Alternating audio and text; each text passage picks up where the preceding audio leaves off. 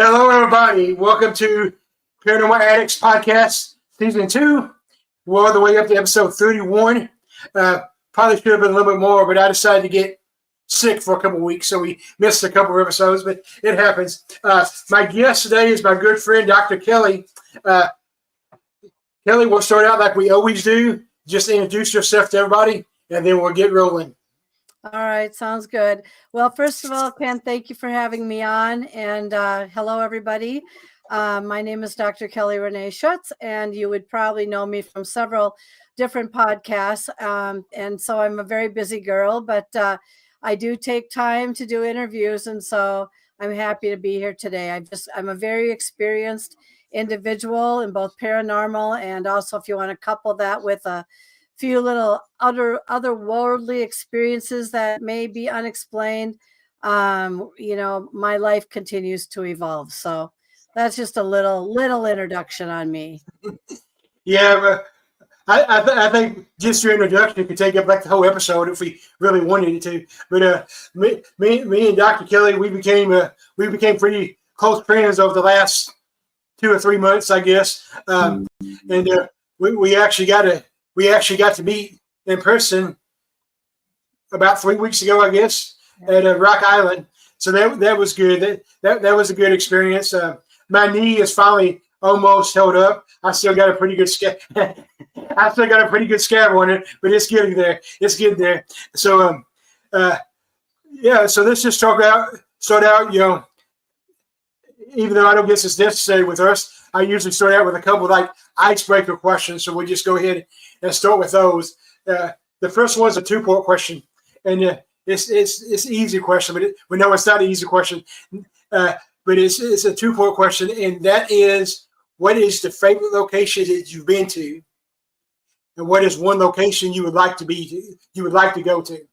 Oh, that's a good question. So when you're talking about a favorite location, are you talking about something where I had quite an experience? Because I've had over 100. And but if you want to talk about most memorable favorite location, I will never, ever, ever, ever will never forget, I guess is the word that I'm coming up with here.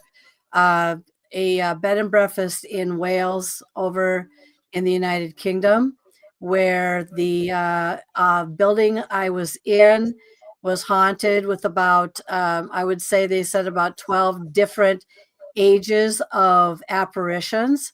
And I had wanted to be in the most haunted room, but they refused to put me in the most haunted room because they felt that as soon as something happened, I would be downstairs all night. They didn't want me sleeping downstairs. And so they put me in the second most haunted room, which, by the way, in my eyes, should be the number one most haunted room. I'll just give you an example as to what happened in there. So let's start with the one they considered to be the first most haunted room. There's a young lady who hung herself in that room, and she does not like men at all. And so, of course, I was with my husband. And what happens is at night, if she really doesn't like the guy, she will hang over the bed with her feet dangling, because that's a place where she hung herself, was right above the bed. And men particularly, will wake up and see these feet dangling over their faces. And that's when they get out of there within minutes, and they're downstairs sleeping on the couch all night. What happened in the most second haunted room, which should actually be the winner for the first one, is that they never really told me what was going to happen in that room. First, you had to knock to ask for entrance. If you did not get the acceptance of whatever was in there to allow you in, it would keep the door closed and a locked position, and you would not be able to get in. So there was kind of a little bit of a ritual that we had to go through to get in there. But everything from started out kind of with a bulb being burnt out in the room. And of course, everyone thinks that's just normal, or they're just sloppy in their housekeeping, or maybe they didn't check the lamp. All the batteries were dead in there. But what happened was when we went down for dinner, the manager came down and asked us for our key. And I said, "What do you need it for?" And she said, "The ghost in the room will not let the janitor in to replace the light bulb." Well, long story short, there was a number of things that had kind of occurred. And when we went back to our room, there were handprints on the pillow. So, of course, my husband automatically thought that the janitor just put his hands on the pillow for like a dramatic whatever. Just all kinds of weird things. I shot some orbs floating around in there. But the one significant thing that happened that actually stopped me from ghost searching for years was at the point where we were going to bed, and my husband took out the holy water, and he was standing like facing the bed where the pillows like that, and as he threw the holy water, he froze. This is no joke. He froze in midair like this, and there were 4 mirrors facing each other in the room, and one was a Victorian like very floor length round mirror that I was actually facing. And I kid you not, the thing went like this, like na na na na na, and then it started cycling right in front of my face. Now keep in mind, husband's in a froze position. I'm watching this thing mock me or go, guess where I am? I'm in the mirror. And that put me into a panic attack so badly that I could hardly breathe. And the thing is it laid on my body. After that, it also sat on my knees. It didn't hurt me. It was more curious. The wardrobe was open in the morning. But the fun part was when we went and we were leaving, and I said, "Thank you." And I looked like I looked terrible. I never got any sleep in there.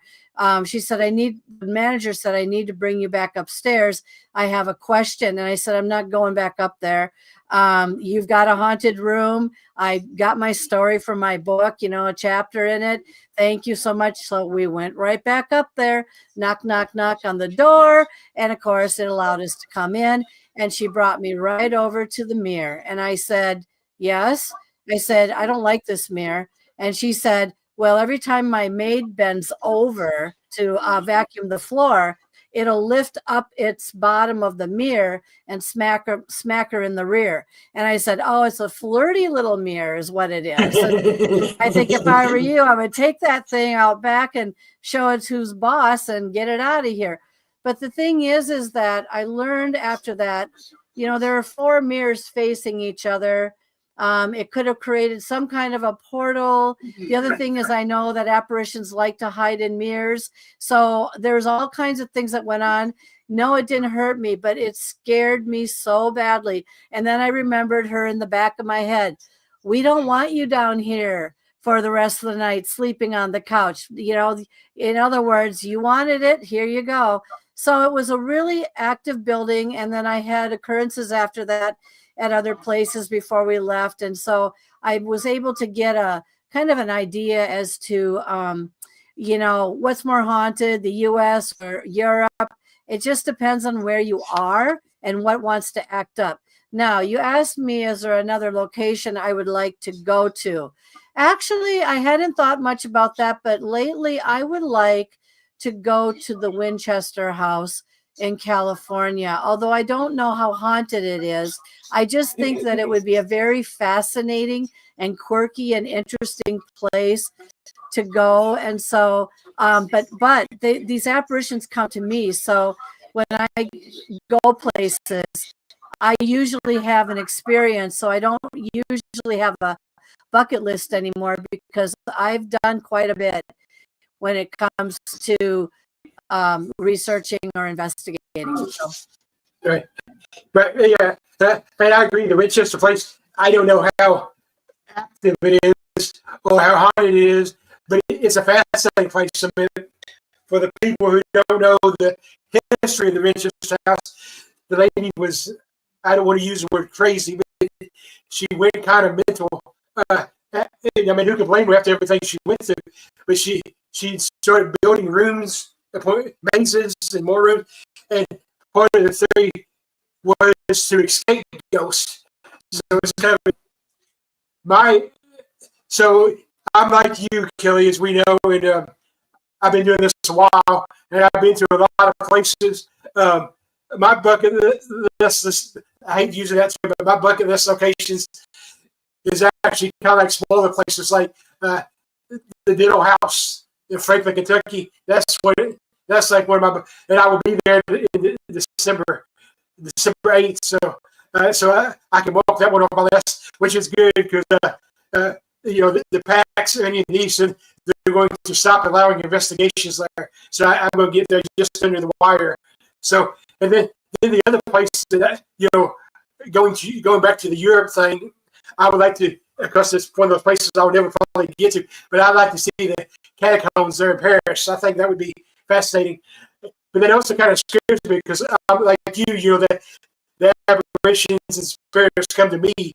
So a place like that, but I think it's interesting, your story about the bed and breakfast. You mentioned a couple of things that we talk about all the time in the field, and one is mirrors. As you said, mirrors can, for whatever reason, spirits are attracted to mirrors, and especially like you said, if you have like four facing each other, or even two, you can make a portal. I was at a haunted bed and breakfast in Tennessee, and it was a really nice bed and breakfast. They just redone it.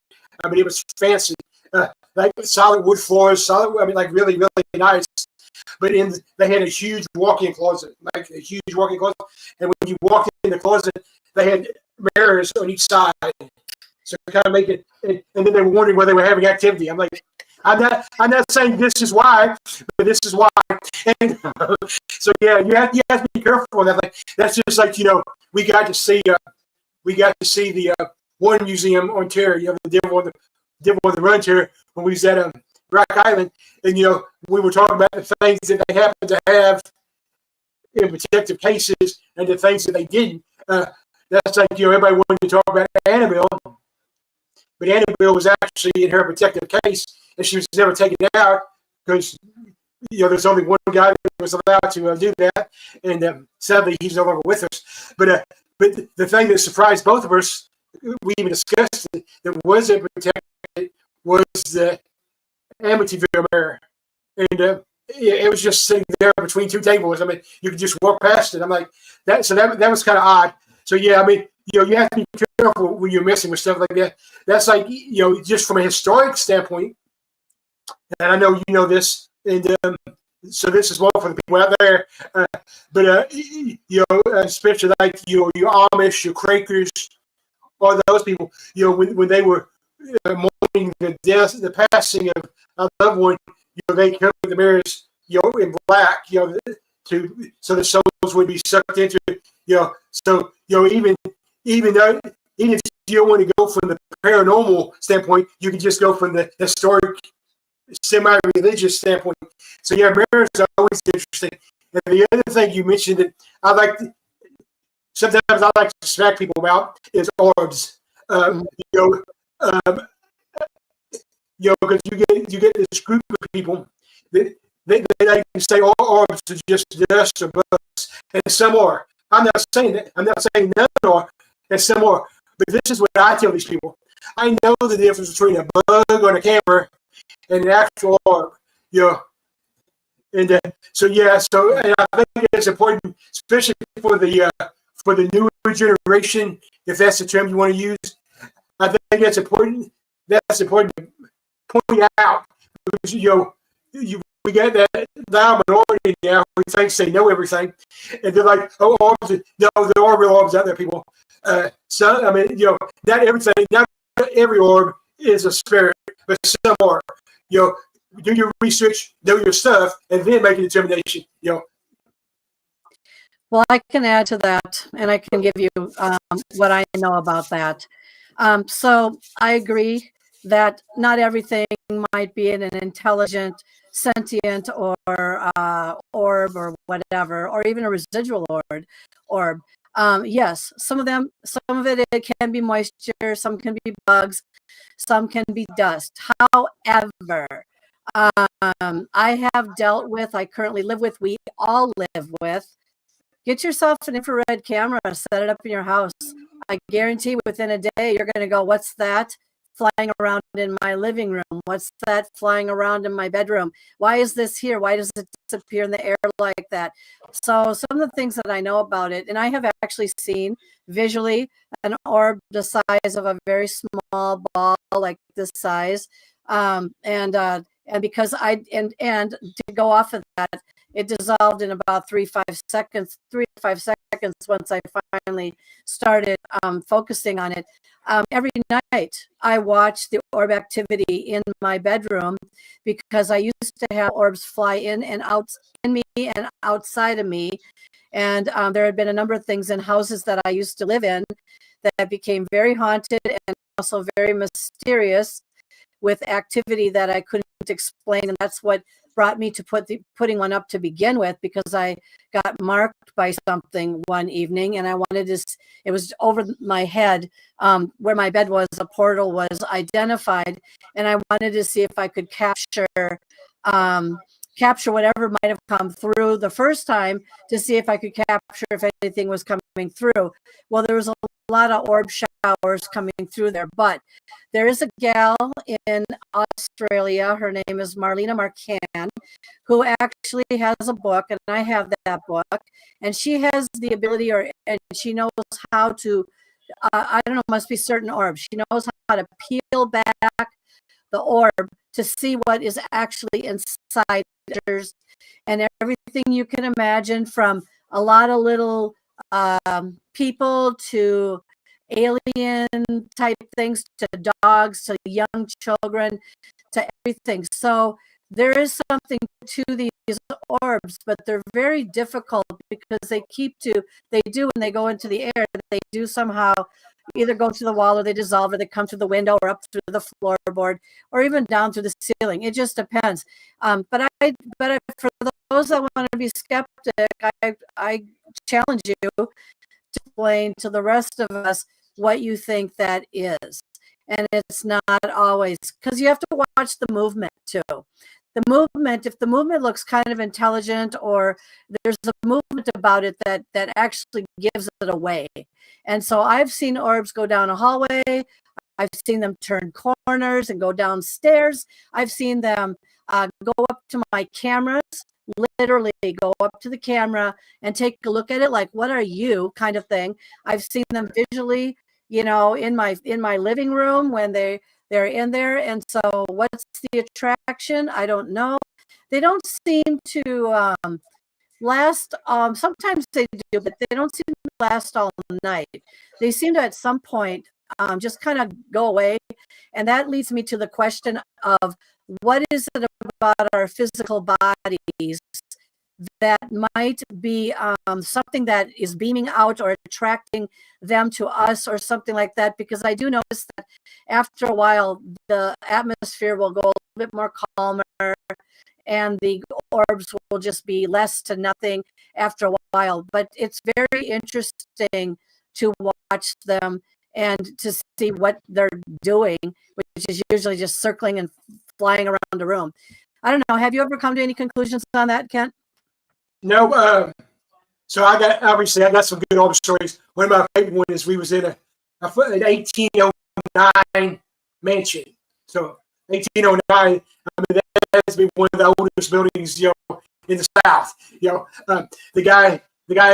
name of the house is the Morton House, or the Dr. Morton House. It's in Tennessee. And the guy was given the property because he was served in the Revolutionary War. So when he moved to Tennessee, he was given property, and they built the house. He ended up becoming a doctor, and obviously he was one of the few doctors in the area because it was a rural area.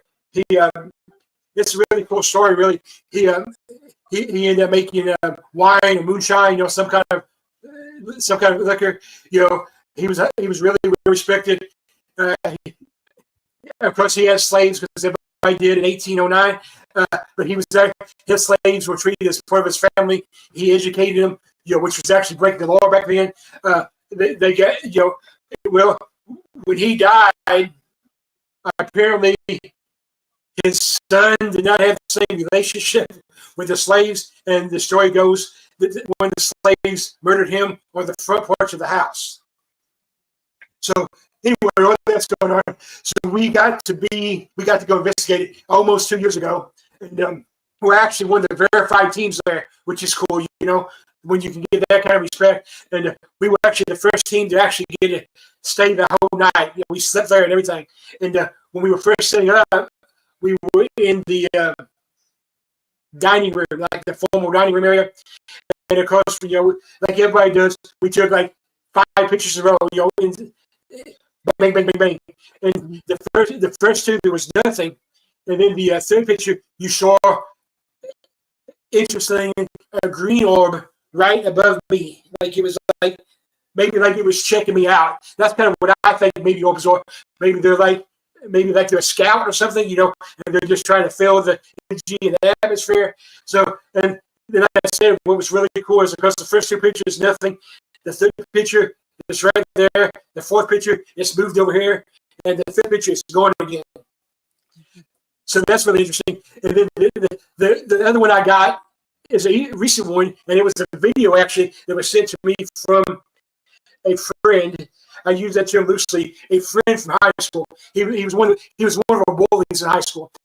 But anyway, so out of the blue, he contacted me last week, about a week ago, 10 days ago, something like that. And he just sent me a message out of the blue. Like I said, I haven't heard from him in like 30 years, right? 20 years. I graduated in 1992, and I haven't heard from this guy since then. Well, he sent me a message, and I was skeptical about responding because, like I said, it ain't like we were friends. You know, he was a bully. And so I finally responded to him. And when I responded to him, I was actually at Rock Island at the hotel. So he actually got back to me like that Monday, and he's like, blah, blah, blah, you know, this long story. Long story short, he ended up making a lot of money in the roofing business, and then he got diagnosed with terminal cancer and lost everything, blah, blah, blah. So after we got through that, when his doctor told me he was going to die, so he spent all his money. He's like, I'm going to enjoy it. So, but he ended up buying he ended up owning like a lot of property, a really nice house on the Kelly Crofton line in Kentucky. And for the people out there who don't know the significance of that, you know, the Kelly line, the Kelly County is where supposedly the Kelly Green Men incident happened. I may still be skeptical on that one, but you know, it's possible. I'm not going to say it's. I need to investigate a little bit more before I make it. But so anyway, so he lived right on the line. Like his cousin owned a house on the farm next to him, and it was in Kelly County, and his was technically in Crawford County. Well, so he started, you know, researching it, blah, blah, blah. He was never a believer. Well, one of the local historians gave him a map. It was a hand-drawn map from the 1800s.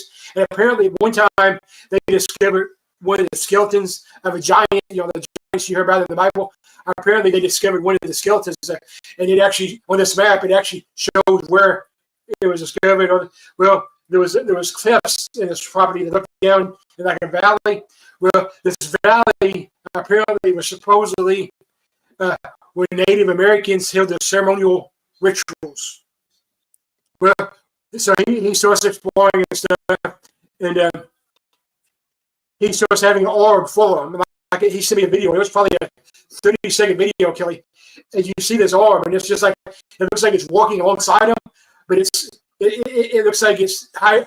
It looks like a hologram. It keeps changing colors, if that makes any sense. You know, and it just follows him. Where he ends up discovering a whole bunch of possible artifacts. I mean, I'm not an expert. I'm not an alien expert. I'm not even going to say I'm a paranormal expert. I'm experienced. I'm educated, but I'm not going to claim to be an expert. But I'm definitely not. Aliens are not my. I mean, I investigated. But that's how I feel. But he found what, and they do look like it. Maybe they look like they were either a sculpture made to look like the men, or maybe an actual. And he found a whole bunch of those. And he, of course, Indian artifacts, obviously. But it was interesting, especially coming from somebody like him.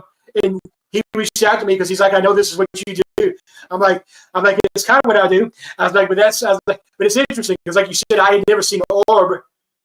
It actually looks like an intelligent orb because it actually looks like because he claims that the orb led him to the artifacts. So, yeah, I mean, in the video, I can believe it because it was actually walking with him, like it was right in front of others. It was really a cool video.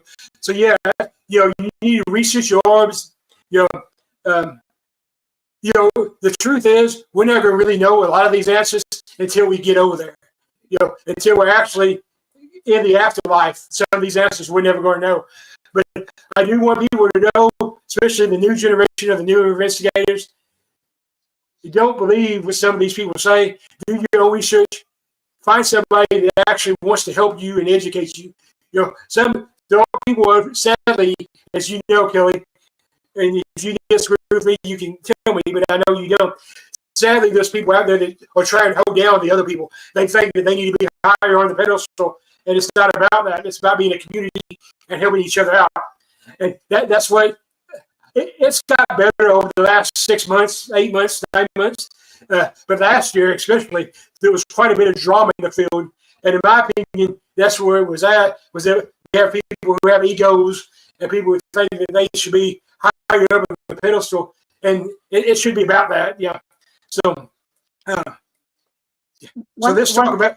Well, I was going to jump one more thing, on the orb thing. You're going to always find someone who's a skeptic. I've got a lot of skeptics in my life. There's some in my family. Practically all my best friends are skeptics. And a lot of times what people are reacting to is a couple things. One, they grew up with either strong beliefs in the religion, and so they were taught certain teachings a certain way, and they've kind of stuck to that, and they don't want to deviate from that, or it's a little bit scary to go outside of it. So they think everything's a demon, and not everything's a demon. It just might be a grumpy old whatever, and so, or her or him or whatever it is. And but you don't want to mess with it. You don't want to sit there and test it either and make it even angrier. Another story I wanted to share, just to let you know, is I also had, when I went over to Europe, an infrared video camera. And I opened up the viewfinder, and immediately it picked up 3 orbs that were kind of glittering and dancing in front of me. Now, I could not see them visually, but this camera was amazing. And so anyway, they're doing this, and I immediately broke out in a sweat. So anyone who's highly sensitive to even anything from that type of energy, you will probably feel sick, stomach jabs, nauseous. You might feel a little dizzy or faint. I felt all that, and I was scared because I didn't know what the heck. So I was being very nice to them. But what I learned was 2 children and their nanny back in the day in that castle that I was in died in a fire in that very room. And so I guess I would say it was 2 kids and their nanny doing this. But what was interesting about it is, as I was filming them, and I had it on record, and watching them, all of a sudden then they decided to expand into a little bit of mist each one, and then they all together literally just went out the very solid castle door of that bedroom. But before they left, they came at me, and then they backed up, and then they went like that, and then they left. And I thought, well, at least I got the evidence. So I wanted to show my husband, and guess what? The little darlings just went and they erased all my footage. And they did come back later on. They were playing with my computer, and it was driving me nuts because it was like it was making this crazy noise. I went to the wall, I unplugged it, and I told whatever was in there to just get out. But what was interesting too about that is that the next day, I mean, I don't know, I can't even tell you if it was food poisoning or what. I was so violently ill by even telling them, get out, I don't want to see you again. You erased my footage. I was so sick that I was bedridden literally for, I'd say, a good 24 to 36 hours. And that's a long story, but I'm saying, you don't want to mess with stuff that you don't know what it is exactly. And I would err to caution you'd be more on the friendly side rather than on the negative side. So yeah, there's a lot of interesting things that orbs do, but I only saw one physically or visually, which was that big one once, and everything else has been through a infrared camera or video camera and stuff like that. So yeah. Yeah, I love my infrared camera. That's one of my favorite pieces of devices. And why I like it is because you can't fake it. Yeah. You either get something or you don't. And like you said, most of the time it captures stuff that you don't even see in your own eye. Like we investigate. It's kind of like what we do our training at. It's an abandoned hospital in Carroll, Illinois. It's been abandoned since 1988. So like completely gutted. Nothing there. Matter of fact, for like 10 years, you couldn't even investigate it because of all the asbestos in it. So for some reason, like 2010, they decided to come out and clean all the asbestos out of it. When they abandoned it, they did it so fast, like medical records were just scattered on the property and all that stuff. And so yeah, so we go there a lot. But one time we were there, we were with another team, and we were on the third floor. The only people that was on the third floor was me, Dennis, and Denise. Dennis and Denise are two of my team members. But I decided to take a picture with a thermal camera just to see, so when I took the picture, I didn't see anything. But when I looked at the camera, you saw Dennis's signature, you saw Denise's signature, and right in between them was a 6'3" human-looking heat signature. And nobody else was there. So yeah, that's what I like about the heat signature. And Ryan Schroeder says hi. Hi, Ryan. And yeah, but you mentioned something very important in that whole spill, besides just the orbs. And orbs are important, and skeptics are important. I think we both agree with that. We have to have skeptics. I even go into all my investigations as a skeptic. But the thing that I thought that you brought up that was really, really important is, we don't want to mess with what we don't know what it is. We have all these YouTubers now, and I don't even like mentioning their names. So there's a few out there that I like. Paranormal Theory, I like Tips Investigates. That's about it. But sadly, the majority of your YouTubers out there, they want to say everything's a demon. Yeah. Not everything's a demon, as we know, and as most of my viewers know. I'm actually trained in demonology. I don't claim to be a demonologist, but I am trained. I was trained by Bishop Long. So I guess that's who you need to be trained by. And so I never denied the existence of demons, but you're talking about the minority of the cases. But you go into YouTube and everything's a demon because it gets more likes. The thing is, these people with it, Sam and Kobe, or whoever it is, they would know what a real demon is if they saw it, and they don't want to see one. They're not qualified to deal with it, so the only thing they would do is make it worse. And we've had this discussion before. I don't have a problem with any of these people running around with tight jeans and looking good for the camera. And if that's until they start making the field look like a joke and start making it harder on the people. And then I will say something. And that's when it becomes a problem, because we discussed this before. I call Sam and Kobe the Spice Girls of the paranormal field. And I do that. I do that because there's locations that are important to me, that are historical locations that everybody should go to. But now when you go there, you can no longer film or go live without approval. You can't go live anymore, and you can't release your recordings until it's approved by the committee or the foundation or whatever.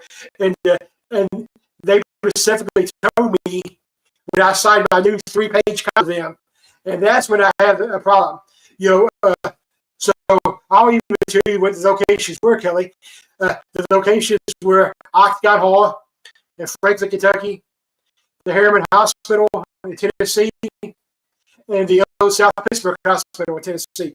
Those are 3 pretty big locations. And when you go in there now, you can't you have to let them see a video before you can release it. And I'm at first anyway. We're out there, actually trying to investigate for the right reasons.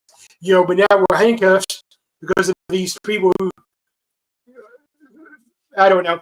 But anyway, my point is, I got kind of sidetracked. I get emotional about that. But my thing is, if you go into a situation, you can make it. You can make a decision. I did my first investigation when I was 12 years old, and looking back, I probably did more damage than I did good at that age because I didn't know what I was doing. So yeah. So, I mean, that's my whole point with the spill. A lot of these YouTubers we got now, they're making situations worse. We're supposed to be helping people. We're not making the situation worse. So, like you said, don't mess with stuff if you don't know what you're messing with. Mm-hmm. Yeah. One of the things about this is that, and I know that I understand that entertainment sells, and unfortunately, it has gotten to this point where fear sells. If we're coming into the season right now. I know this is airing immediately, but the thing is that it just seems like people like to be scared, and they just see, how far can you push the limits of actually being scared about something. I can tell you right now that my niece is part of a scare fest, and she dresses up in gory outfits and all that sort of thing for what she does at this big scare fest that I usually go just because I support her. But you'd be surprised what kind of antics and things that they do there. They can't touch anybody, and nobody's allowed to actually touch them, the actors or whatever you want to call them. But just the idea, I go there just to see what they're doing, to see where they're bringing the next level of scare up to. And that's the whole thing with the demon thing. And again, we're looking at some religion here as a background. I was raised, it's either a devil or a spirit, or, angel. And so which one is it? Well, you know what? I'm right in between right now. I don't think there's as much, but I know that there's some of that. And I understand that people who are messing with it can get in trouble with that. I could tell you a story about me going to the Pope's Exorcist movie, where I actually something happened to me in the movie theater, and I started to levitate off my chair. And a lot of people think that it's not possible to levitate, and the answer is it is possible to levitate. I've done it at least 2, 3, 4 times in different ways.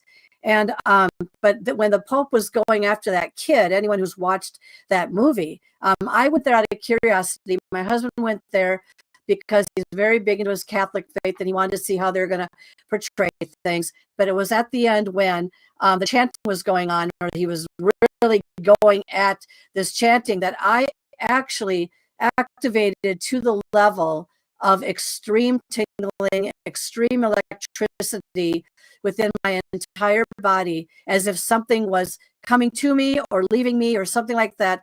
And my husband didn't notice. He was too busy watching the movie. When we got home, I asked for some holy water, and as soon as he put it on me and everything, it burned. And so that led me to a known demonologist to ask questions about what happened from the movie standpoint and from the holy water that caused me to start burning. And so, the answer is kind of unknown, but I'm just saying that it's not like it's not out there. It's just that it's glamorized because it sells, and most people would understand that know this business. Right. Well, I had Robert Sarah on the show last year, and we were discussing that because it's really one of our questions, and usually how I phrase it is, how do you think the para-pop culture has affected the field, both positive and negative. You know, parapop culture is kind of my word. I kind of made it up, but it's a good word. And Sarah actually made a point, and I've actually kind of tried to hold on to it. And her point is, what we have to understand is the people who would turn to Sam and Kobe or any of those people, those, like you said, they're tuning in to be entertained. They're not tuning in. They would tune in to like me or you, because they're not interested in what it's really like. They're interested in being entertained. And whether we like it or not, there is a place in the field for them.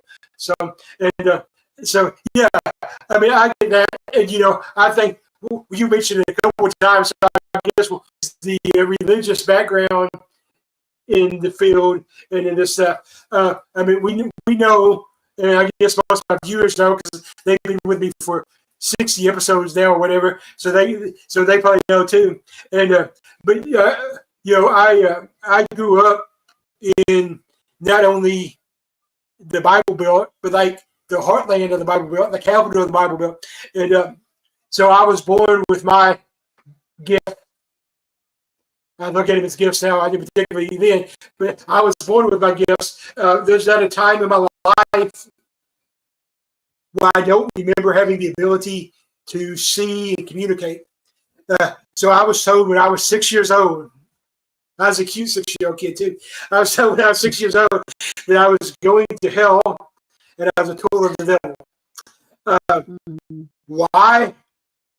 Because that's what churches teach us. And that of itself, I have learned, is not a safe practice. It's a misinterpretation of the Bible and of everything. I know we know this. I mean, not only am I an experienced investigator, I'm an educated investigator. Since I got old enough to figure things out, I have a degree in parapsychology. I have 2 degrees in theology, and then I come to demonology training. So yeah, I like the 2 degrees of. I like the 2 theologist degrees because I stayed in church my whole life. A lot of times it was more of an escape. Because my childhood wasn't exactly the best. So I went to hang out with people, see my friends. My high school, although high school sweetheart, we met at church. So a lot of times it was just going hanging with her. But I was still at church for whatever reason. So one thing I've learned now, and for the people who don't know, Kelly's one of the people who one of probably 5 people that I already know. I am working on my 2nd book already, and it's about paranormal and Christianity. So one question that I've learned now that I like to ask people when they try to tell me, "Oh, the Bible doesn't talk about ghosts. Everything's a demon." So I tell people, I was like, "Okay, let's think about. Thanks, Todd. Let's think about when Jesus came back from the dead." Okay. Is everybody with me? I know some people aren't religious, but just stick with me. I know even the people who aren't religious know this story. So Jesus comes back from the dead. So he appears to his disciples, and when he appears to his disciples, his exact word, was, "Do not fear, because I am not a ghost." He could have said anything else. He could have said, "I'm not a demon." He could have said, "I'm not a zombie." He could have said anything. He could have simply said, "I'm not dead." But he would simply said, "I'm not a ghost." So if it was a ghost, why did Jesus say? You know what I'm saying? It's really hard. It's really hard to everyone has an interpretation, right?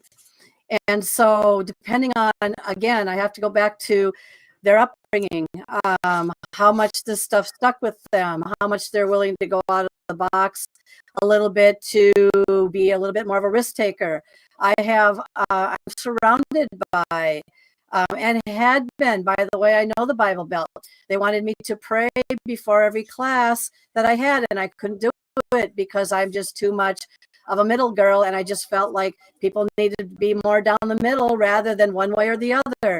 And so I had a really hard time wrapping my head around that. There's nothing wrong with it. There's nothing wrong with believing what you want to believe. Everybody should believe what they want to believe. But, when we're in this field, it has grown quite significantly for the last, I'd say 10 years since I initially came full-fledged into it. I have seen it change, and I have seen people come out of their shell, and I have people kind of pull you aside and all that sort of thing. So, but what this energy is yet to be fully understood, because I am like, is it a spirit? Is it, this? Is it that? Is it whatever? And, I don't even know if when we die, Kent, if we'll ever even know 100% what we encountered in life. But I do know one thing. There is something unexplained out there that many of us that are so intrigued, kind of like puzzle problem, love to solve puzzles. First of all, I don't have the patience for a puzzle, but I do have the patience to try to figure something out. And just about the time I think I have it figured out, or at least I do, I get another situation coming to me that's even more interesting than I could ever imagine explaining to you. So yeah, it's a tricky field, but you know what? It's fun, and I don't mind being a part of it, and I don't mind expressing my experiences through it. Whether someone wants to call me or what, I don't really care anymore. You know what I mean? Yeah. I don't either. A 6-year-old me shouldn't have cared either, but a 6-year-old kid, no. I don't know any better. And the thing is, I still consider myself a Christian. I'm open-minded than I am now. I actually used to be I've actually served on staff at churches before. I've actually been the youth pastor, all that stuff. And when that time I was the youth pastor was in outside of Louisville, Kentucky, so a pretty big area. And my senior pastor, he always liked me. He looked, so he told me in front of everybody, like in front of the whole congregation, he's like, "Kid, my favorite thing about you is you challenge me. Everybody is everything I say, they just buy you. If you don't agree with me, you're challenging me." I'm like, I can read the Bible myself. I'm like, so I was like, I'm not an idiot, And so, what's always been interesting to me, well, not always interesting, because I didn't, I kind of took it at face value when I was a kid, because it was told to me by people that I assumed knew more than I did, and they always try to use a verse out of it. Ephesians is the verse that they try to use to argue that paranormal investigating, ghost hunting, I don't like that term, paranormal investigating, whatever, ghost hunting, whatever, is wrong. And the verse that they use, it says in the King James Version, or as I like to call it, the old King Jimmy Version, it says, do not talk to the living dead, because you do not know if they're good or evil. That's what it says. Mm-hmm. Well, there's two things to understand about that. First of all, the King James Version, the King James translation, is a paraphrased translation. So what that means for the people out there that are saying, what is he talking about? So a paraphrased version means that a bunch of guys just got together and said, this is what it means to us. This is our translation. That's what it means. So at that point, it could just been like me and Kelly getting together and being like, oh, this is what it means. So that's what a paraphrase is. So if you take the actual NLT version, which is the most closely translated word to word from the Latin, so I'll even go back further than that. So if you take the Latin translation of it, what it says is a little bit different. the King James Version actually leaves out a couple words that are very important. So the actual NLT, the Latin translation says, "Do not speak to the living dead unless you are trained or educated, because you would not know if they're good or evil." So, I mean, that kind of, that makes a big difference there. So, that goes along with what we both kind of said. You can't just believe what you always been told. Educate yourself. I don't consider myself any denomination. I don't consider myself Baptist, Methodist, Catholic, no denomination. I'm just a Christian. I have a relationship with Jesus. He's my Savior. That's I don't worry about all the things. But my dad is actually still Catholic, and which is kind of interesting because he's also gay. A lot of Catholics don't like gay people, but they actually go. Him and his partner actually go to a Catholic church service that's pretty well just for gays and lesbians and all that in D.C. So anyway, that's not really important. But the point is, my dad was raised, so my dad was Catholic, my mom was Baptist, blah blah blah. So I guess I'm kind of like a hybrid, and so, but my thing when I talk to my dad about the Catholic religion, up until like the 1950s, the priest had to read the Bible to the people. They didn't give the whole Bible. I have a problem with that. I'm not going to have anybody. I'm smart enough to know I want to make up my own mind. I'm not going to have you tell me what I need to think. So be open-minded. Don't tell a 6-year-old kid they're going to hell because you don't know that. It's not our job to judge. I don't want that job. I'm not, so that's pretty much all I'm going to say on the religious point. If you want to know more, you can buy my second book. let me add to this a little bit, okay? Go ahead. So I want to explain to people what happens when you think you have a ghost in your house that appears friendly, and I want to address that for a moment, because one of the things that you said a minute ago was basically be careful who you talk to. Yeah, be careful what you wish for too, by the way. So I lived in a house where I identified, either brought in or it came in or whatever happened, a ghost of some sort. And it was friendly, and I was able to talk to it through a word bank, and it was very intelligent, okay? And so I said, you can stay here. That was my first mistake, by the way. You can stay here as long as you remain friendly and you don't get in our way. Well, either that friendly ghost either attracted something to the house or became what it really was or whatever, but it found its opportunity on me one night, actually 3 nights in a row, where I woke up choking with hands around my neck. And so I was being strangled by something I could not see, and basically, in a nutshell, allowed to stay in the house, and I thought it was friendly. And so you have to be very careful about really believing that whatever you're dealing with is going to not turn on you in the end, because in the end, I sold that house. I got out of there as soon as that happened to me. And did it follow me? I don't know, but I know it was angry to the point that I left, because it made its point loud and clear with things breaking and breaking my stuff, and it was obvious. But I'm just saying that what Kent is trying to say is, don't mess with things, and I'm saying it too.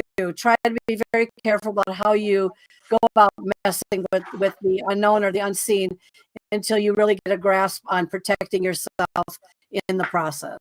So right. It can be. I mean, it's become popular because of the TV shows, everything.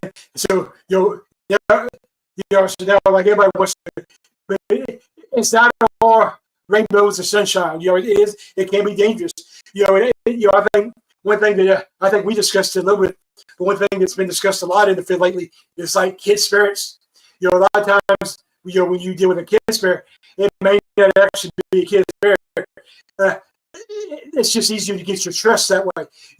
A lot of times a demonic spirit can be can take form as a kid spirit, because you may trust the kid, you're not going to trust the demon. So so yeah, you got to be careful.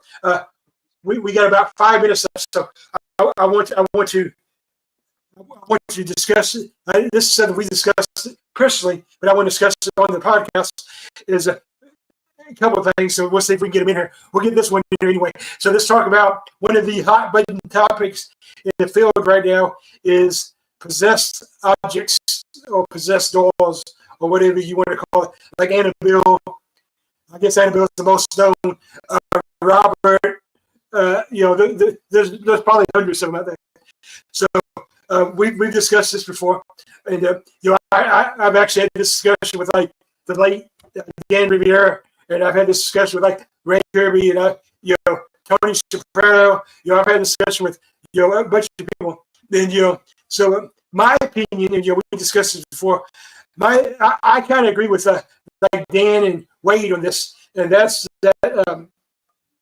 I don't really think necessarily that an object is actually possessed for a couple reasons. One, you have to have a soul to be possessed. So that's the important thing. The other thing is actually to be possessed, and this is something that they get wrong in the TV shows and the movies. In order to be possessed, you have to be invited.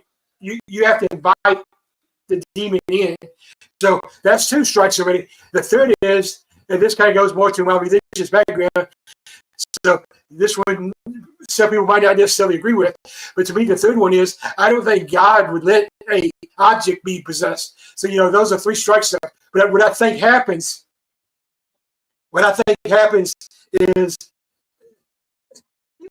the object, especially a doll, because especially when you think about a doll, for some kids, especially girls, that doll is like their best friend. That doll is there when they're sick. That doll is there when they're sad. That doll is there, whatever. So that doll starts becoming the witness of so much energy, so much emotion. That energy becomes attached to that object. So at what point does it become so much energy that object becomes an entity of its own? Does that make sense? Am I making any sense there? Oh, yeah. I just went and purchased a haunted harmonica, which we don't have time for that story because I'm living with the after effects of it. But I guess the short and skinny, based on time right here, is it's the energy of what's being literally, I want to say, placed or touched, or the oils in the hands. Dressers are the second most haunted item, along with your watches and all types of things, because they have the most, they're touched a lot, the most physicalness about them. And so it's not always just the object itself. The question is why won't it release itself from the object? It just stays on that object. It won't leave that object. It's clinging to the object, and for some reason it just won't leave it. And so there's not enough discussion on how to actually relieve that sort of thing, because sometimes it's impossible. But it's the energy. I agree. The accumulation of it and the intensity of it, that somehow it takes on a form of its own. So yeah, I could talk about that for a half hour, but especially the one that I acquired over in Europe. But yeah, that I agree with you on that. It's not always the object. It's the energy that's been, placed essentially on that object. All right, so we got about 1 minute. So if we go a little bit, it's okay, but we don't want to go over too much. So I want to I call this my lightning round, Kelly. We're going to discuss like different kinds of hauntings or activity. I don't really like the word haunted, and just get your opinions on the different kinds of activities and see if you've experienced them. What's your opinion of them? So we'll start with a residual activity. What's your opinion of a residual activity? I think it exists. I think that there is a time and place where maybe the environment or everything adds up just about right, and then all of a sudden you have a replay of something that happens. And a lot of times people get that misunderstood with an intelligent haunting, which is something that can actually respond to you or would respond to you in the process. Where the replay, it's just like something showing up, staring straight ahead and not knowing you exist, or could be looking right at you, but still technically not see you. Do I think that exists? Yeah. I just think that that's a real huge, like anything, What is it? What's the ingredients that brings intelligent hauntings and residual hauntings into play? Is it the environment? Is it the full moon? Is it barometric pressures? Is it copper in wiring in the walls of your house? Is it limestone that activates when a tornado goes through? I have been through all of that. And so I can honestly tell you that there are conditions that can activate those types of energies or those types of hauntings.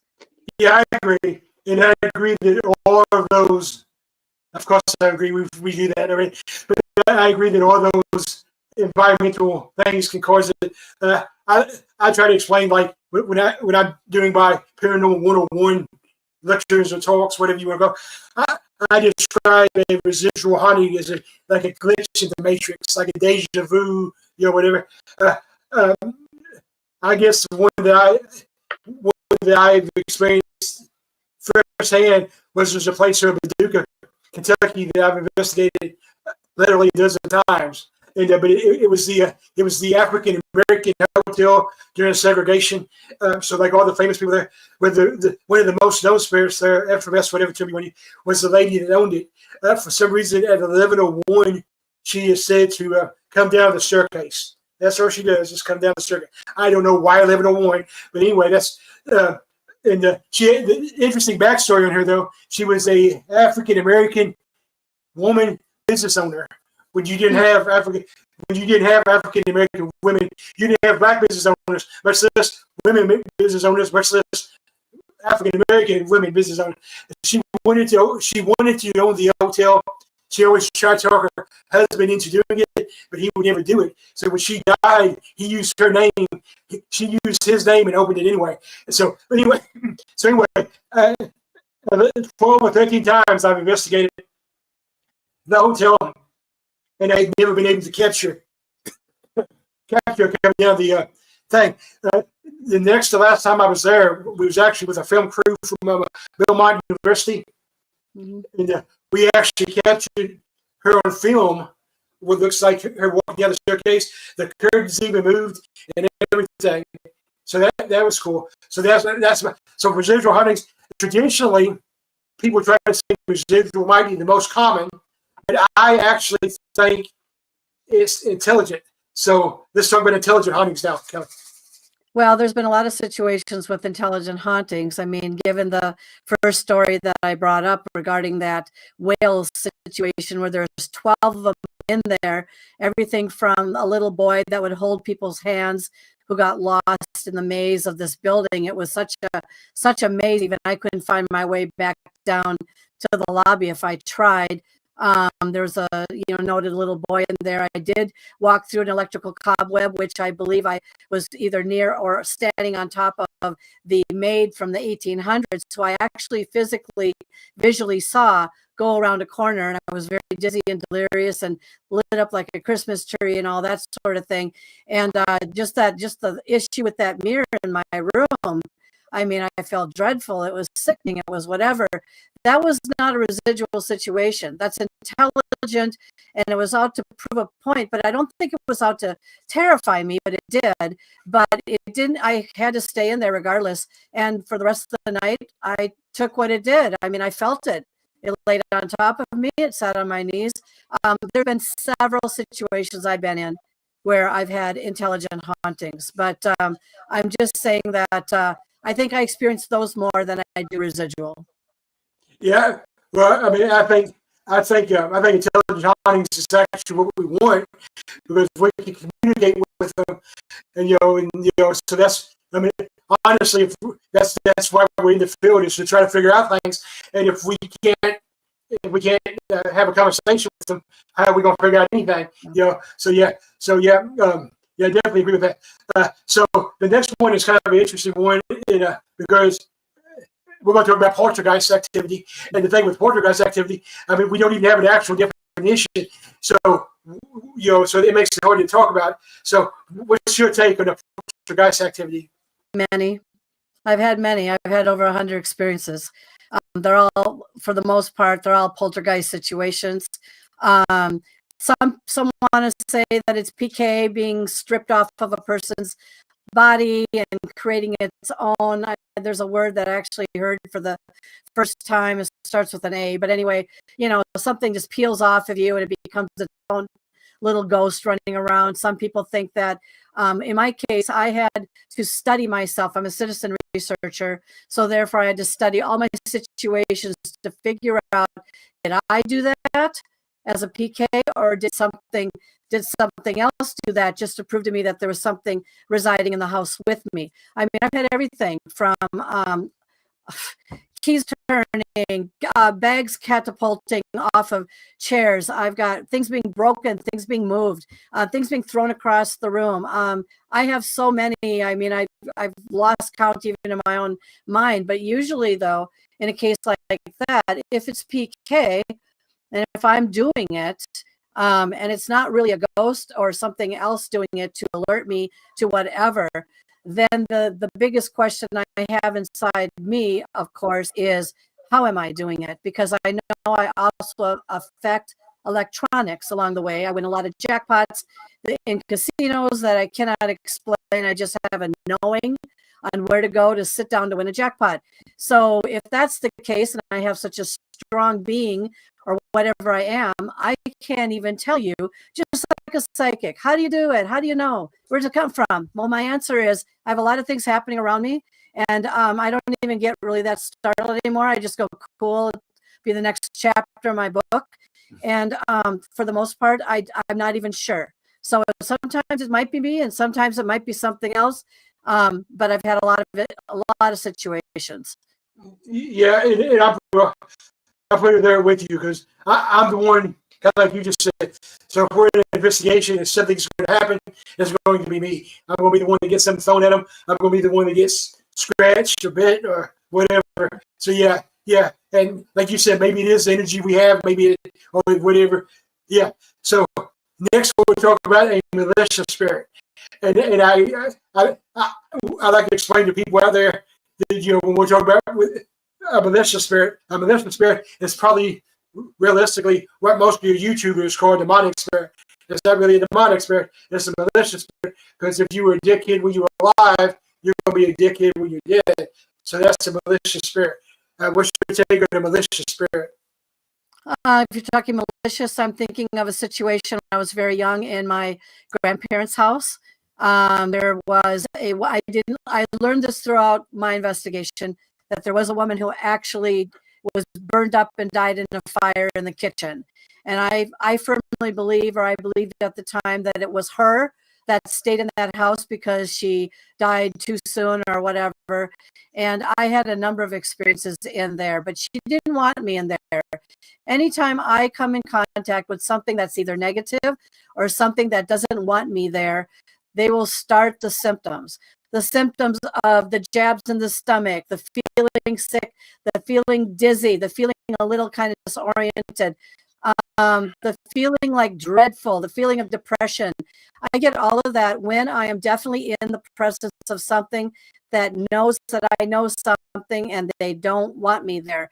Is there malicious? Of course there are. They're grumpy. If they're grumpy in life, I do believe they're grumpy in death. But some people say, oh no, they go and turn into nice ghosts after all that. No, they don't. Not everybody anyway. Maybe some of them. I'm going to throw a bone to the people of that. But for the most part, if you're territorial, if something is very meaningful to you, or whatever. I used to say when I went over to my paternal grandparents' house, they're not going to hurt me. They know me. I am family. I've been here.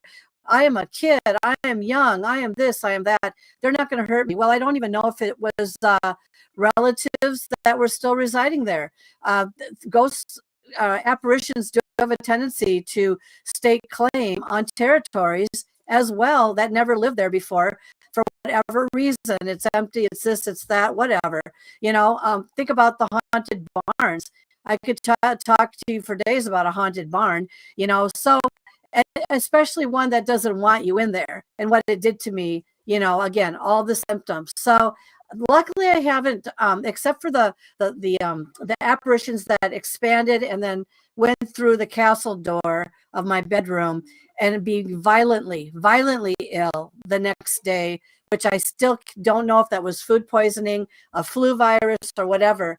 Let's just say that they weren't that nice if they came at me and did something when I told them to get out of the room that they died in. So yeah, it's a long answer, but do I think they exist? Of course. I think they're grumpy. I think they're territorial. I think some of them are just negative, period. So, maybe they don't even care who you are. They don't care if you're family or not. Get out. It's my house, that kind of thing. Right. Yeah, I agree with that. And I agree with, what you were saying about the symptoms, especially when I do like a residential case, like I just did one well, it's been a year ago now, I guess, in Union City, Tennessee.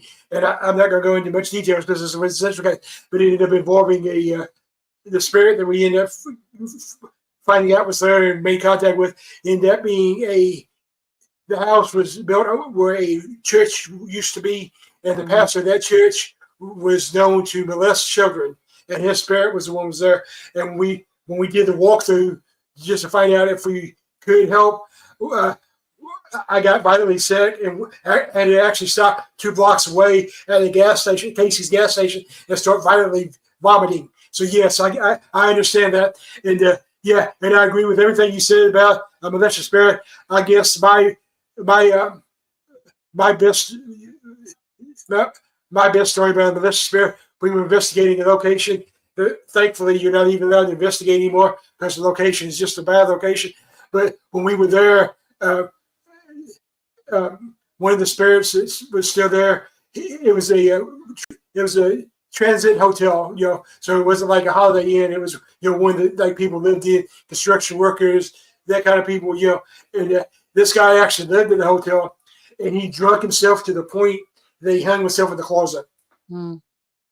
Where he also, he wasn't a nice guy. He actually ran prostitutes in and out of the hotel. Well, when we were there, the first thing I decided to do, with me being me, is I went into the closet where he hung himself. And as soon as I entered the closet, all my energy was drained and I hit the ground. They had to pull me out of the closet. So that continued, and we rotated, and the girls came up there. And there was something about the room. I radioed down to the girls and told them that I knew that they were coming up there. But I had warned them that the spirit there, we found out his name was John, that John does not like females. I'm like, I don't know what's going to happen. But I'm like, as the lead investigator, I have to tell you to be careful. So they come up there. My niece is on my team.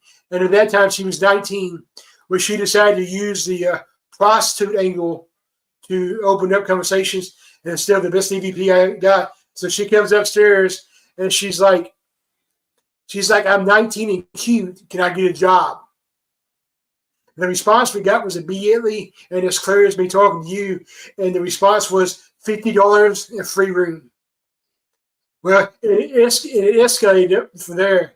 Her mom is actually my team lead. She actually got grabbed in her private area. So at that point, I ended the investigation because it became a safety issue. But that's definitely probably the most malicious. Sadly, I don't care if things happen to me. I've been scratched, bit, pushed, thrown, everything. But when it happens to my team, apparently I care. So yeah. So, okay, so last one. And we're going to talk about a demonic spirit. And so I just like to do a little thing on demonic, little definition, I guess, on demonic spirits, because we have so many people that claim everything's demonic. To truly be demonic, people have to understand, first of all, everybody assumes that the term demonic has always been a biblical term and stuff, but actually demonic spirits actually date back to the Aztec, at least to the Aztec civilization. They had another term, but it was a demon. So, but to truly be a demonic spirit, it has to be non-human. A demonic spirit was never human. So, and of course, they're very intelligent. They can take forms of like a kid or everything else. So what's your take on demonic spirits, Dr. Kelly? Well, I don't know if I really have had a lot of personal experience. I can tell you that I have had, I believe, a succubus experience, or a couple of them, and to which, once again, once something wants to gain your trust and or wants your energy or wants to mess with you, it can come across at first as something very like a child or an older adult or something that takes on this victim role of, oh, help me kind of thing. And you got to be very careful about that, because you don't know, when it comes to tricksters, they want you back no matter what. They want you to be drawn back. You don't know why you're being drawn back to this property, but you're being drawn back. And I have been in that position. I've been in the not so nice position and waking up at night, having something happen to me. And so I had to question that and all that, or the transformation of some of these energies that may not be totally demonic, but not be totally upfront on how they appear with a person. So I'm not real skilled when it comes to that, but I think I've had something close. No, I haven't talked in tongue yet or anything like that, or have had, my eyes bust out of my head. However, I have had incidences with black-eyed children and teens and young adults, and that story's too much to tell because we're, quite into our time here. But I have seen what something that takes possession of somebody has done. I've been the recipient of these encounters. And do they exist? Yes, they do. And they come when they come, and there's no predicting what stirs them up. And so, have I seen this stuff? Yep, I have firsthand. Have I been part of it? To some degree, I think yes, but not right on into it. And such as even with that movie I'm talking about, and levitating and going through all this stuff. What happened to me? I don't know. Did something come in me? Did something come out of me? I don't know. All I can tell you is when you're having an experience, you question what's happening to you, because sometimes we don't always know. We just pass it off as something else. So, yeah, I can't, even though thankfully I'm educated in it, so in case I ever need to be there, I can't say I've ever actually firsthand dealt with the demonic entity. I've had a couple of cases that maybe definitely borderline, definitely malicious. Both of them were actually residential cases. One was like way back in like 2005, 2002. I actually read about it in my book, so I'm not going to give a whole lot of history on it. People can buy my book. But it was an interesting location. It's one that still haunts me, Dr. Kelly. It was a murder-suicide. The husband killed his kids, and then his wife, then himself. The in-laws, the wife parents called us to come investigate it. It was really recent too. It was only like 4 months old. So that was one thing we probably should have been like this, wait a little while. But when in-laws call you begging for answers, do you say no? So in the police report, what was already in the police report was that the father had lost his job. He was like an engineer at John Deere, and he lost his job, and he went into depression. He became an alcoholic and drug addict, and supposedly, that's actually I put it in the police report. Supposedly, he had started experimenting in the occult practices. So we get there. Getting to the house was really interesting. It was kind of like going through a horror movie. So we had to go underneath the famous Crying Baby Bridge there in Indiana. The one where the mothers. Every community has one. The one where the mother throws her baby over, and so we had to go underneath that. And then when we got to the house, candy cornered from the house, probably 150 feet at the most, was an abandoned 1880s cemetery. They, just abandoned grass over. So it was just kind of creepy. Where the neighbors had decided to take a bulldozer or whatever, Hellcat, whatever, and knock down the house. I don't know what they thought that was doing, but so they knocked down the house. So we had to crawl through the attic window. But when we got inside the building, it was basically exactly what you expected. The crime tape was still there. The blood was still there. It actually still haunts me. I get emotional just talking about it. But the kids' room was pretty much exactly what you expected it to be. He shot the kids in bed. So it was, it is what it was. So we got to the master bedroom, and he had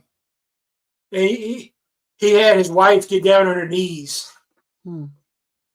There's debate on whether he made her perform sexual acts or not, but he made her get down on her knees, and he shot her that way, and then he shot himself.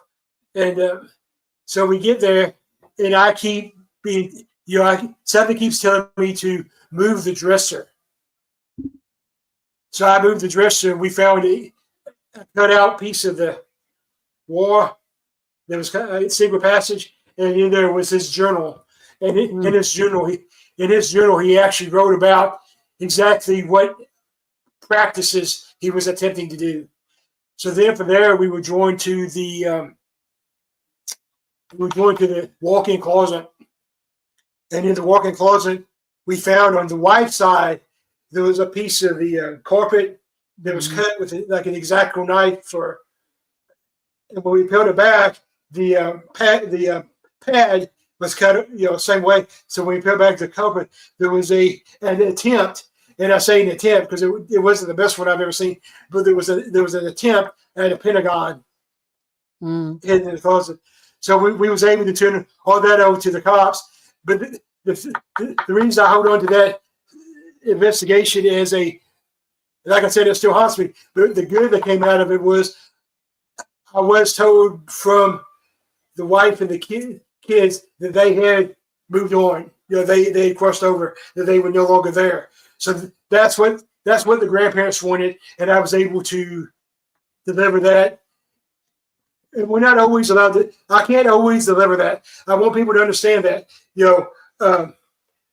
Just because somebody wants me to make contact with their mom, their sister, it does not work like that. They have to want to talk to me. I can't make somebody talk to me. But I was glad I was able to help in that situation. But it still haunts me because that was a bad situation. So all right, so we are way over our time. So, but what I want you to do now, Dr. Kelly, is tell everybody about what you got going on. Your podcast, your books, all that stuff. And I know it's still almost a year away, but just so everybody knows, Dr. Kelly is going to be part of the West Kentucky Paranormal Expo next year. Yay! So this is your 30 seconds, Kelly. Tell everybody what's going on. All right, here we go. The fastest and the easiest way to get to know me quickly is through my website, www.paranormaluniversalpress.com. That's the easiest way to see all the shows that I have, where to find them, how to get to them. I'm also on Facebook under either Kelly Schutz or Paranormal Encounters podcast series. And so if you want to reach out to me and talk to me about anything, feel free to do so there. That's probably the fastest way of getting a hold of me. My books, I have 12 books on Amazon, but my top 4, my last 4, which of course are Manifestations, Message Received, and also Phenomena, which is my newest release. And so, I do a lot of different things, but I think that'll give you something to work on for a coffee break. So, and thanks, Ken, for having me on. Thanks, and we'll have to have you back in January when season 3 starts, because I think we could talk for like 3 or 4 episodes and just keep going. So just so everybody knows, we will have a podcast on Halloween. We'll be back at our normal time at 7 Eastern, 6 Central. I'm going to have Kevin Kane from from England. He actually makes Ouija boards with all the elements. So I figured that's a perfect episode for Halloween. So we'll see everybody next week. Kelly, again, thanks for being on. And everybody, thanks for tuning in. Let's see if I can.